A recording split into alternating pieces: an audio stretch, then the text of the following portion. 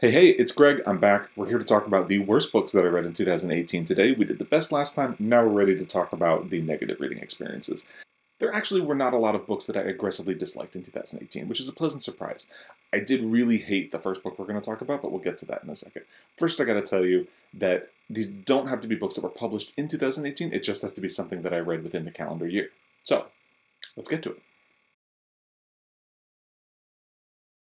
Alright, here we go. Dun, dun, dun, dun. The worst reading experience I had in 2018 was Motherhood by Sheila Heti. I'm not a fan of performative therapy in general. I really don't like it in novel form, and that's exactly what this is. I know there are a lot of people who like this book, and that's fine. I can see why. It does have some good points. But, as I said, I don't like performative therapy, and authorial gimmicks are a pet peeve of mine, and this one has a big one. The narrator of the book may or may not be Sheila Heti. She's clearly intended to be a stand-in for her, so how accurate it is, I don't know, and I haven't bothered to check. But she's going on incessantly about whether or not she should have kids. And I don't know if you're into reading other people's therapy.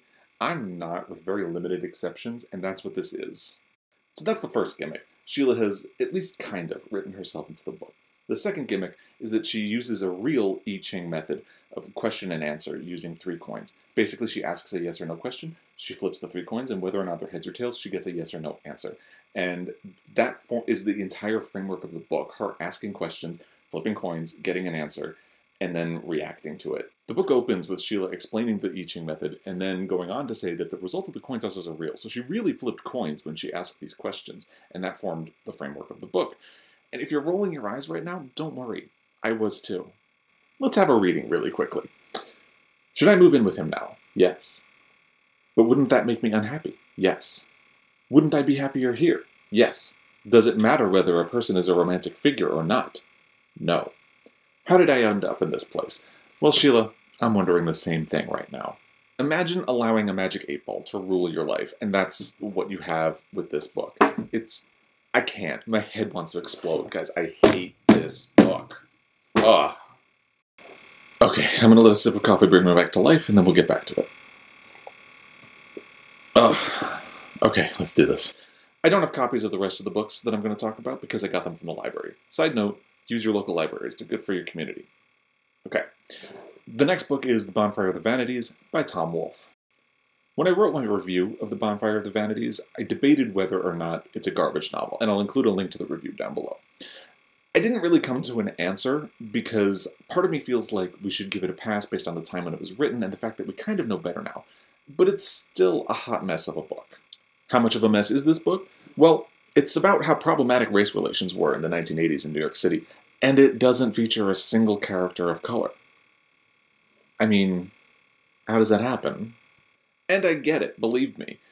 The Bonfire of the Vanities came out the same year that Driving Miss Daisy won Best Picture at the Oscars over Do the Right Thing. 2 years later, Dances with Wolves, a movie about a white man trying to save Native Americans, also won Best Picture at the Oscars. So, we clearly did not know how to actually have these discussions back then. But it's still problematic today, and just because we know better now doesn't mean it's not crap back then. The depiction of women in The Bonfire of the Vanities is also trash, by the way.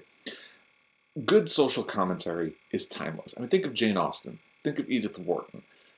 You can read them today and it still feels relevant. You read The Bonfire of the Vanities and it just feels problematic and weird and like you should move on. So, let's move on. Next, we're going to talk about The Sparsholt Affair by Alan Hollinghurst. Now, Hollinghurst is a great writer. He wrote The Line of Beauty, which won a Booker Prize and was adapted into a wonderful BBC series. But I really did not like The Sparsholt Affair. To be honest, I didn't even finish it. And I don't really like including a book that I didn't finish, but I do allow myself a little bit of leeway where if I read at least a third of it, we're okay talking about it. And I read at least a third of it, so we're good. The problem with The Sparsholt Affair is that it's very self-serious, and it feels like Hollinghurst is deliberately making it difficult to engage with. First, in kind of overly convoluted writing, and second, because each book is like a snapshot in time. And just as the plot is getting toward a big moment, he ends the chapter and moves on to something else. So it feels like you never build any kind of momentum, and you never really get to engage with the characters. And I just didn't like that. That's enough about that. The next 2 books are basically fine, but they're emblematic of trends within the mystery genre that I would like to see go away in 2019. The first is The Woman in the Window by A.J. Finn. If you've read The Girl on the Train, you've pretty literally read The Woman in the Window. They both have an unreliable alcoholic female narrator who is dealing with trauma from her past. In Girl on the Train, it's the dissolution of her marriage, and in this one, it's something that's going to get teased out over the course of the book. But the teasing does not build to anything satisfying. This book has actually two mystery trends that I'd like to see go away. One is the unreliable female narrator, which Ruth Ware, sorry, you're also guilty of. The second one is the fact that when everything is a surprise, nothing is surprising anymore.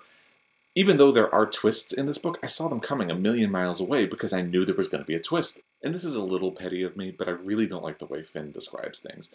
For example, in a flashback, the narrator describes her daughter as being buttery with sunscreen, and I just really don't like that image, because sunscreen to me is not buttery. It's a personal thing. If you like it, that's fine. I didn't, and it took me out of the book a lot. Okay, that takes us to our last book, which is All the Beautiful Lies by Peter Swanson.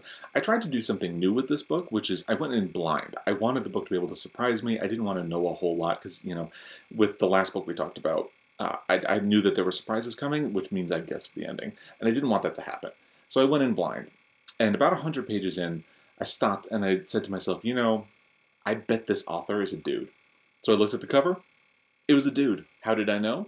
Because even though the protagonist is this really, really bland, not that special character, every female character in the book wants to sleep with him. It's the purest form of wish fulfillment on a male mystery author's part, and I really don't like it. A lot of authors are guilty of this one, and I just really want to see this trend go away. In addition to that, I really just didn't think the plot of the book worked very well. There was no suspense, it didn't move very well, and I saw the ending coming even though I tried to go in blind and surprise myself. So it just didn't work on a lot of different levels, which was surprising because the author was recommended to me by a couple of other people. And there you have it, the worst books that I read in 2018. Did you read any of these, including this one? Did you like them? Do you think I'm crazy? Let me know. If you have recommendations, let me know that as well. And I'll be back with books that I'm looking forward to in 2019, and I'll see you then. Bye.